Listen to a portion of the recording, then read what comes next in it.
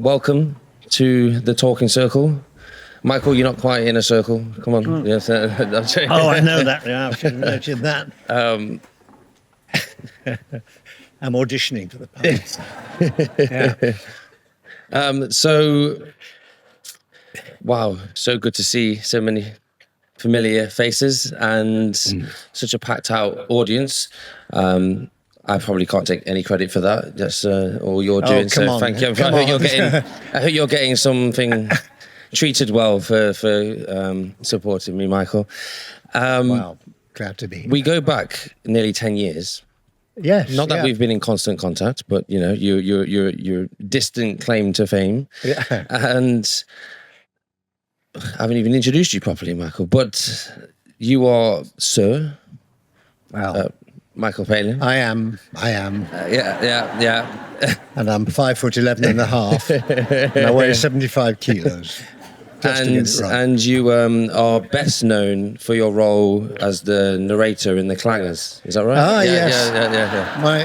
Yeah. Well, you've got that right. It's my favourite job. Absolutely the best job. I love The Clangers. Very honoured to be the voice. And all I had to do was go sit in the studio for 60 hours, something like that. No, I only know that because my little boy, who you saw at the end of he wasn't here, but my son, we were fans of CBeebies, and really? We used to hear your voice. Oh, that is wonderful. That's very touching. That's right. Now I feel a real connection with the evening. So you've literally touched like every generation, had an influence on every generation. Well, I'm running out of generations now. So I thought I'd just come to you and ask you, you know, how you feel after watching that. Well, I thought it was the most extraordinary piece of theatre. Really powerful, inspiring. I didn't quite know what to expect, but I think that the combination of the writing, your story, the performances were absolutely brilliant. The design, the set, the direction, the lighting, sound, everything sort of came together. I was absolutely gripped throughout and very, as somebody said, emotional, very, very emotional. And it does feel as though there's a real sort of commitment in this production. It's very personal because they know it's your story. It's very much about Nottingham, which I think is important. So it pins it down to a reality which is Nottingham life and the story that's gone on. And I don't think it lets you escape. It doesn't let you sort of idealise at any point. It tells how tough it is. It tells how difficult it is. And, you know, at the end, it's very, very nice, but it ends optimistically. But there are a lot of questions asked along the way, and I thought that was really, really important. Yeah, I think that's a big theme that we try to get across in the show is the questions. Yeah. And how important being curious enough and having the courage to ask those tough questions, because sometimes it's easy to just stay silent. I think that restorative justice, which I'm very interested in, and I have the honour to be a patron of Remedy, actually, is just one of those really, really important things that should be easy. It should be done as a matter of course, but of course it isn't. It's very, very difficult. There are just various associations which came to my mind. My wife was a bereavement counsellor, and she talked to people, and she said, in the end, it wasn't really the hurt was not about the grieving. The problem was that people had not sorted out their anger before the person had died. So there's a lot bottled up, and that would never be sorted out. Now it was too late to do that. So I thought what was good about the story is that this is a good story because you're able to work it out. Yeah. You're able to see the reaction. You're able to see that it can be done. And I've got lots of questions to ask you, but I think that it's all a question of time and patience, isn't it? It's not just something which we can sort of click your fingers and say, right, we're going to sort this out. And people don't talk to each other very well. And I think it's getting more difficult these days for a generation that sort of expect things to come through on the internet to form their opinions and all that. And this is very much about real life. and what it actually means to forgive somebody, or not forgive somebody, but to deal with the business of forgiveness. I do hope that people seeing this play will realize, that restorative justice is something that works. It can be inspirational, but it can take time. It can be very difficult, and it doesn't always, I'm sure, as you know, have the right outcome. But it's something I feel we should really, really be trying to do. Yeah, couldn't have said it better than myself, Michael. And you're a criminologist. Yeah, and I campaign on this stuff, so I'll just hand the baton over to you. It's great that your story has been told as well as it has this afternoon. Thank you. Yeah.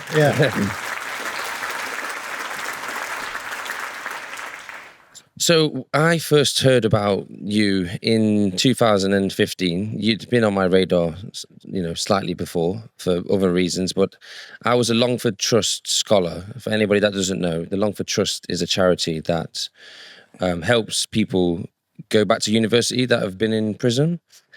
And every year they have an annual lecture. Yeah. And the Longford Trust were like, oh, we've got Michael Palin doing his our annual lecture this year. Surprise. Can you come and help Michael with some R&D research? I was like, okay. And I wasn't sure 100% what you were going to be looking into, but I think you were very brave to go where you did, actually, because you wanted to investigate the impact on the perpetrators' families. Yes. And you gave a lecture on that. Yeah, that's right. And I called my lecture Collateral Damage, because it was all about focusing on the people who were quite innocent and yet were drawn in to through stigma by association. And I thought your story, we had a good chat about it, and I like your openness and all that. You said to me, which I was quite struck by, was that what happened after the event, after you'd thrown the punch and all that, institutionally and through the system, you were rather let down, and certainly your mother was let down. They weren't told things, they weren't given information. Can you just tell me a little bit about that? Because I mean, I know you deal with it in the play, and your mother dies, and that's dealt with very powerfully. But I think for the reason, perhaps you would say at one stage, she had all the problems was because she was let down by the system. She was not helped by a system that could, if it had worked, helped her, and she might still be alive. It's one of the last words she said to me was, "Please, Jacob, don't blame yourself for my actions," because she suffered with alcoholism, which all the stuff that happened to me kind of contributed to her becoming more dependent on alcoholism. She was she was functioning as we all are functioning in some way. I say that we all have one bad habit. As long as we keep it at one, we'll be all right.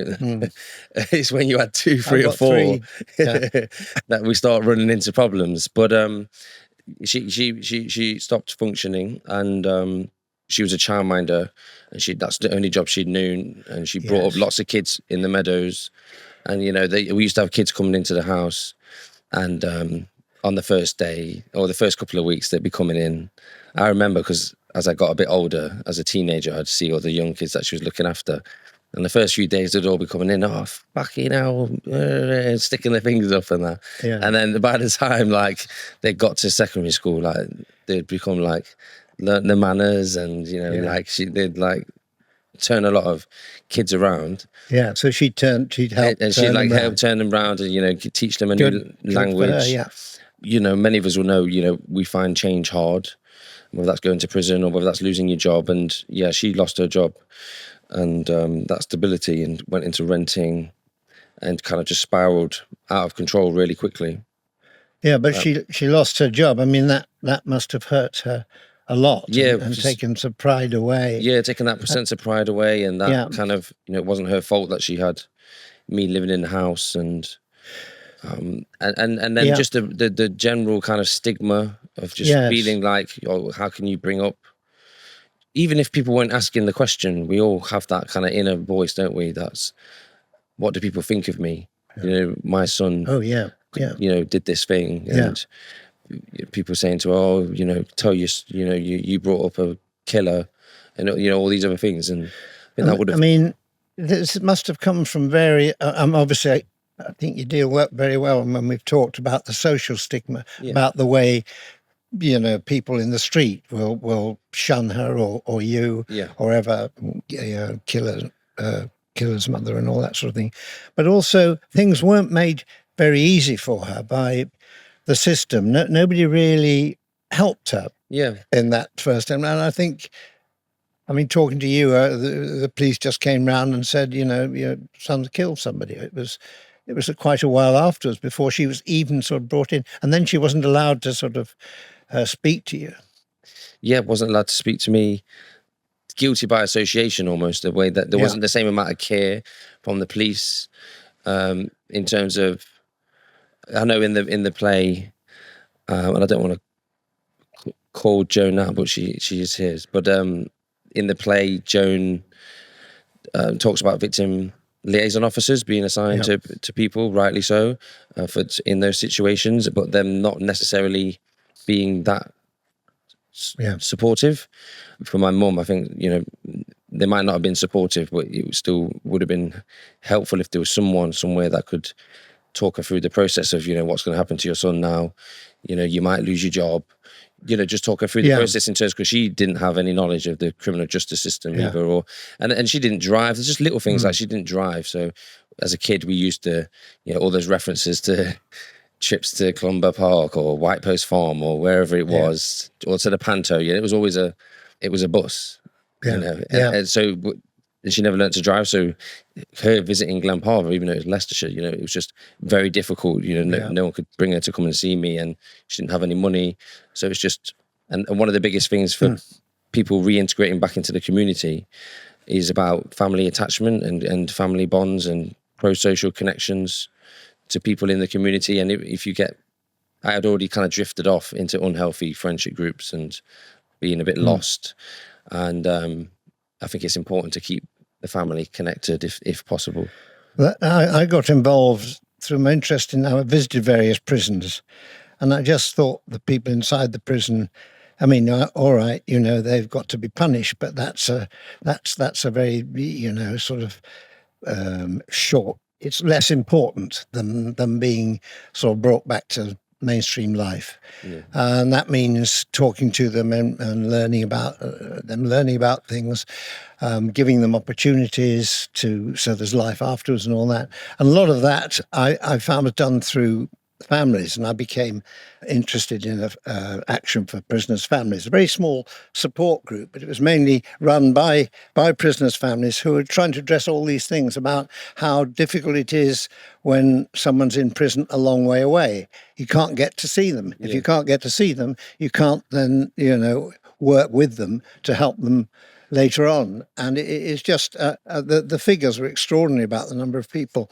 who, if they keep the family connection whilst they're in prison, they will be far, far less likely. I think it's something like 40% less likely to reoffend than if the family is broken and then you're really on the downhill slope and you go back to reoffending and all that. So the family is very, very important, and I think it's good in the play really to look at all the family backgrounds and all that. Sometimes difficult, sometimes awkward, but they were there. Yeah. What was it? Because it's not a vote winner, caring about offenders' families or criminal justice matters in general, isn't necessarily the most righteous of things to be inquisitive about. Prison generally is a bit turn off for most voters. They say, well, get on with it. And we all know it's horrendous what's happening in most prisons, but we're allowed to let that happen. Sorry. But what was it specifically that kind of first drew you to that arena and being, I guess, objective enough to kind of learn more about it as opposed to? Well, I suppose I'd visited one or two prisons and I'd given talks about travels and all that sort of thing.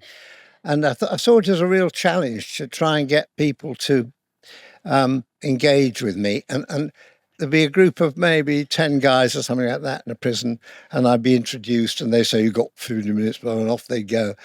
And to start with, most of them didn't even look me in the eye. And I thought, this is odd. If you're talking to people anywhere else, they weren't in prison, they at least, they might be yawning, but they've had their eyes on you. But in this particular case, they're all looking down, and I gradually was able to win them over in about half an hour. Not all of them, one or two just got up and left.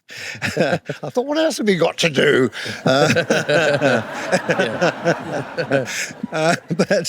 But the others, I felt I got through, and you just know then. And at the end, one or two just came up to me and carry on the conversation. It was relaxed. It was like you were talking to people, human beings.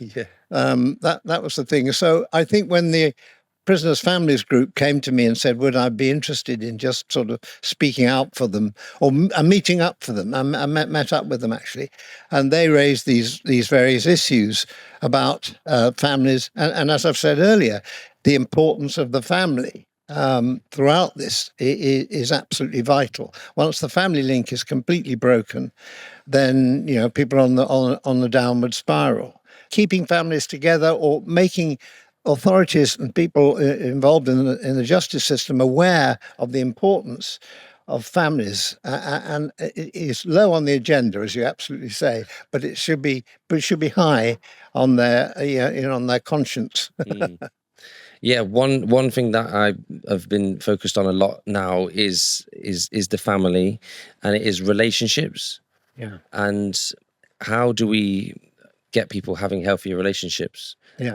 But not just I guess it's Mental Health Week, and the quality of the relationships that we have with other people and how good we are at resolving conflict as opposed to escalating it. I feel like we're very good at escalating.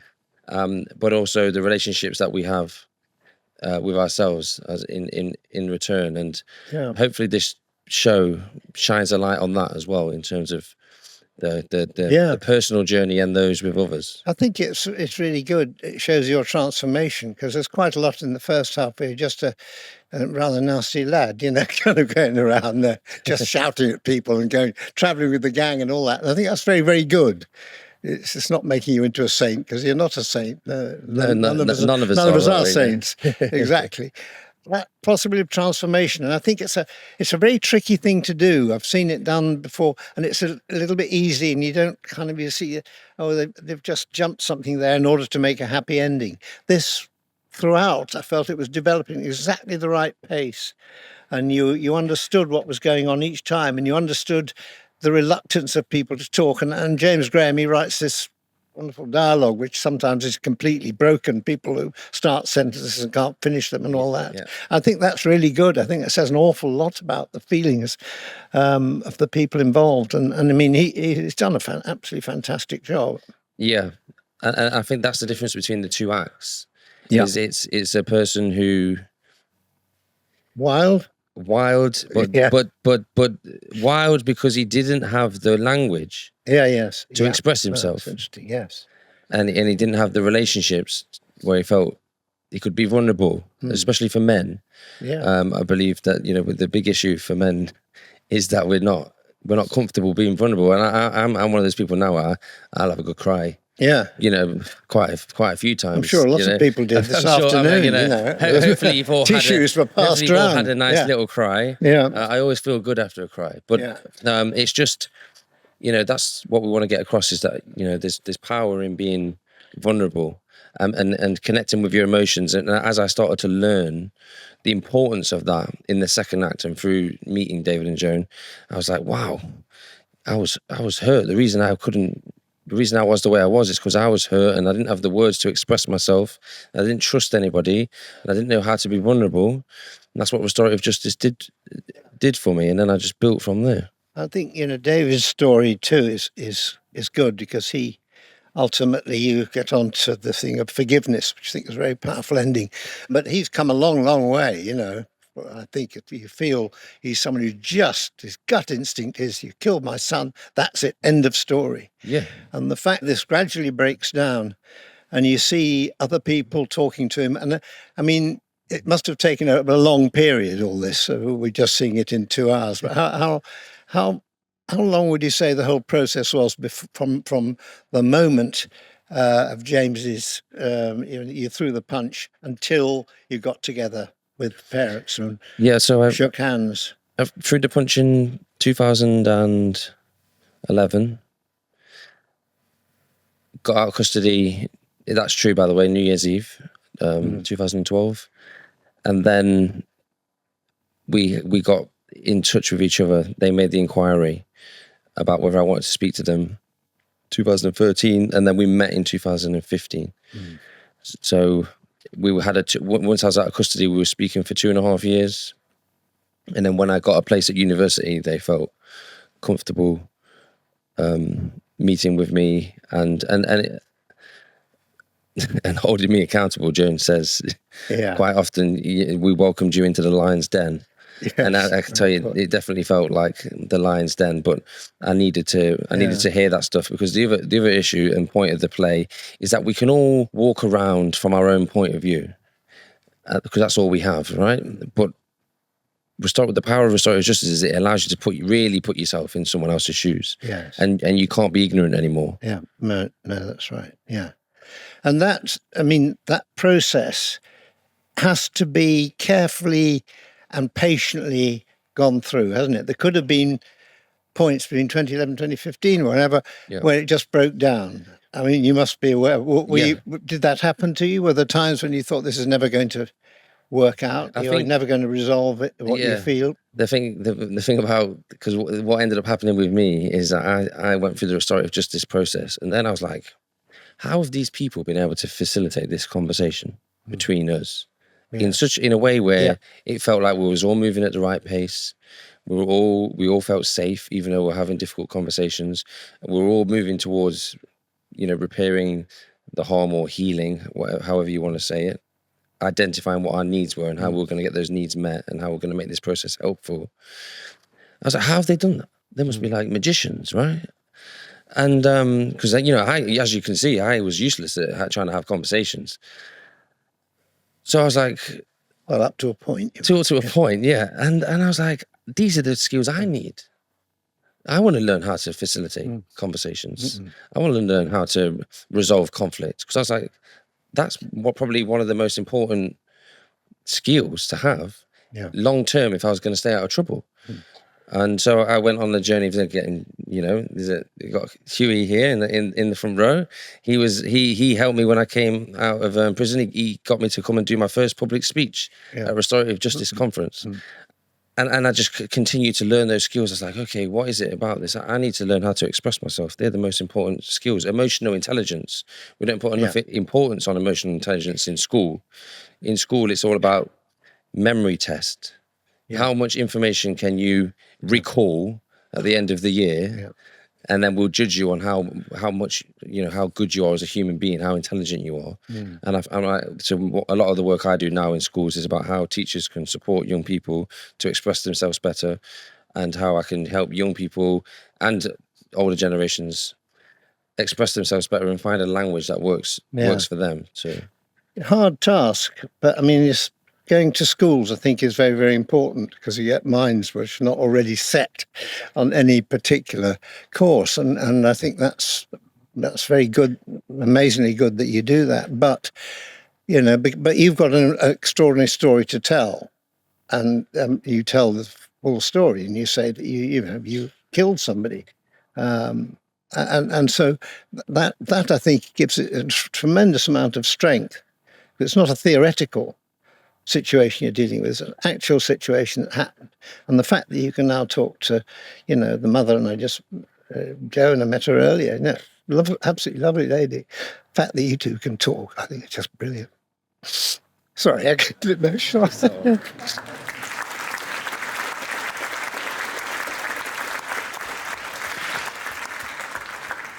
There you go. Pass the tissue.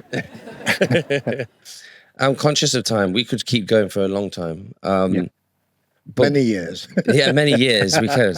And maybe I'll get you on the podcast now. You've agreed to talk to me for many years. Oh, don't agree to the podcast? Hang on, not so fast.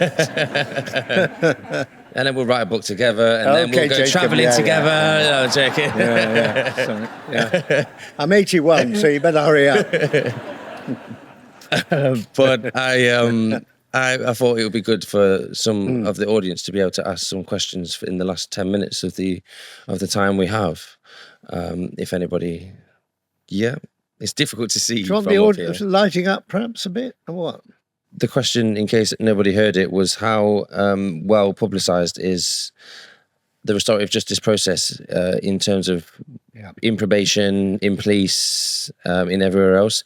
And the answer is not well enough. Take up is very low, and not everybody knows what it is, never mind how it could benefit them. And so we're on a mission to make sure that everybody knows that they have the right to take part in restorative justice. It's part of the victim's code, but it's not been turned into a statute yet. So it's not compulsory for everybody to know and be told that it's there. It's just recommended that all victims of crime should be known about it. But that creates a massive loophole in terms of whether they actually are told that it exists and that it's a right of theirs. And I think we have this kind of assumption, especially within those parts of our criminal justice system where we know what victims want and we know what victims need, and often we take the power away from people who've been harmed. That we should give the power back to them and give them a voice and let them talk about what it is that they need from the criminal justice system, because lots of the time they don't feel like they've been heard, they don't feel like they've been seen. The police gather evidence, present that to the Crown Prosecution Service, they put that in court, they slam the hammer, and you're jumping through all these different parts of the criminal justice system, and the victims aren't being brought along, they're not being talked to throughout. And then when justice is done and the sentence is handed down, then it's like, okay, move on now. And it's like, well, that didn't answer any of the questions that I've got. Which is why I think this play is important. I mean, it's just a little acorn, but something will grow from it. Anyone who sees this, and I hope as many people as possible see it, not just here in Nottingham, but everywhere, will realise that what restorative justice means personally to people in an actual situation, actual case. And very difficult to just explain it to people totally theoretically. But there's real pain in this play and all that, and I think that's and there is a solution in the end, a sort of solution, and I think that's really important for people to know that. And we'll move to the next question, but thank you for that. Front row, very vocal today. Does RJ always start with the victim, or does it ever begin with the perpetrator? It usually does begin with the victim, because it's usually victim-led. If they've got a good victim liaison officer, or they've got people who know about restorative justice, they'll make them aware of it as a right and say, have you ever considered this? And then they might pursue it and say, okay, I want to contact the person who burgled me or assaulted me or whatever it might be, and I want to ask them some questions. Obviously, it's a voluntary process, so it's then about speaking to that other person and seeing whether they're willing to engage in the conversation. The reason it's mainly more victim-led is because I don't think, although lots of perpetrators on the surface don't look very remorseful, deep down a lot of people feel shameful about what they've done, but the way that we respond to shame is to deflect it, which looks like people don't care, but deep down they do, but they just have no way of being able to connect with that. But restorative justice is one way where people can actually know how they've impacted other people, because otherwise you're just imagining the harm. I used to, when that scene with my mum when she says, "Oh, that other mother, that other," talking about Joan. Oh, I didn't know who Joan was at that time, and how could I possibly try to imagine the pain of someone that I'm just trying to imagine? And so it was too difficult to think about. And I think what restorative justice allows is for people to actually think about it and actually hear the truth about what it is and the harm that and again, just this, it can't be hurried. And you should never take no for an answer, because people are just going to say instantly at a certain point, no, not doing that. And then just got to say, well, let's leave it a while, they come back to it. I think to be given a second or third chance is I would imagine, something very beneficial to the people involved, because you do change your mind. And if Yeah. there's a good side to you, and there's a good side to most people, then, you know, you need time to bring it out and think about it. Yeah, I think my character says in the first act, when he's on the night out, it says, timing is everything. Yeah.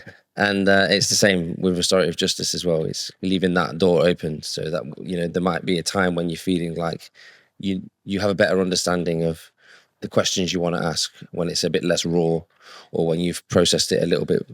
Yeah, I wanted to ask you very briefly, have you, as a result of doing this and opening up about your experiences, have you had a lot of other people who have been sort of involved in restorative justice as perpetrators or victims come to contact you? Is it something that's sort of spread around? Yeah, I've got a fairly strange network of friends and people who have been affected by crime.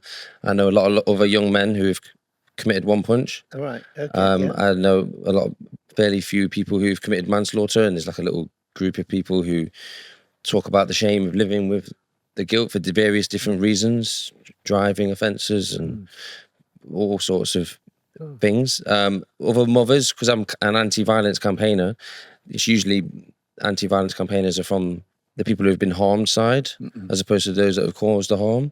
So I've just generally met a lot of mums who are passionate about spreading the message. So it is sort of, So it's rippling out. Yes, it's rippling out. And then I in terms agree of with the speaker. You want a sort of major boost in recognition of what's happening. Yeah. Oh, yeah. Yeah, what you're saying is the social stigma continues after you've finished your sentence. When you finish your sentence, you're a free man or woman. Yeah, it is. And but it starts much earlier than when you come out of prison. For me, it starts in school. And that's what we don't get much time on stage to explore that aspect of it. But it's, you know, you are a naughty boy when you're a kid, and then you're a bad child. And then you get put in isolation in school, and then you get excluded from school, and then what all of these interactions are. Every time you have an interaction with somebody, and they kind of shame you, and they tell you that you're a bad person, and that you're not very worthy, and that you're what I used to get called thick or not very intelligent, is that you take it on, and slowly we all have it in a dialogue. We all have it in a narrative that we're weaving together as storytellers. Eventually we all believe our own stories, right, of who we are and what we're capable of. And I had to go through restorative justice and rewrite a whole new narrative as to what I was capable of and who I wanted to be, and then go and find the people that I needed to find to kind of create that new identity almost. But it's very hard to be able to let go and step outside your comfort zone from all your old friends and everyone else in the hope that there's an alternative life that's worth living. I'd say restorative justice was the thing that started that journey for me and gave me the faith in exploring a different way. Okay. Good. Very proud. Very proud. I don't know how many more we can do. Yesterday we both just had the mics cut. So we'll maybe we should just ask a couple more and see if we get cancelled. We have one more here. One more. How's my brother doing? He's I'm very, very proud of him. Yeah. He's how much of his personal information should I disclose? What I would say though is still a gay prick.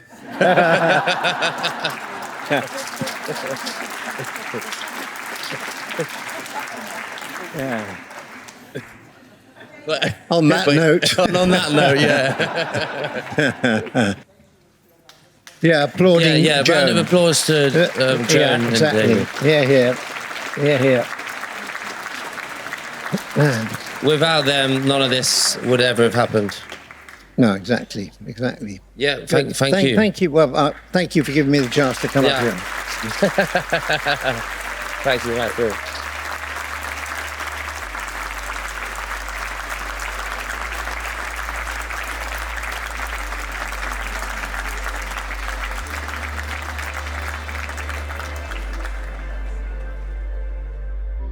That's it for season 1 of Right from Wrong.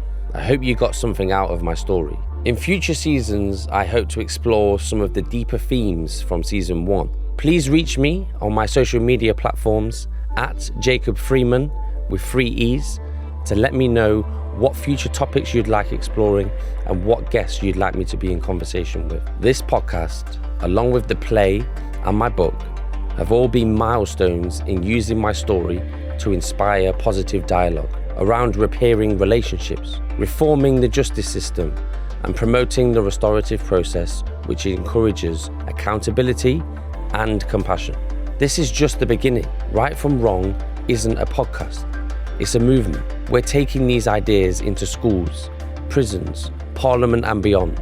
If you feel the processes you've heard about in this podcast can be useful to you, please don't hesitate to get in touch. In season 2 and beyond, it is super important for me to make sure I deliver a podcast that brings you the most value possible. And so I need your help. So if you could hit subscribe and follow, I'd really appreciate it.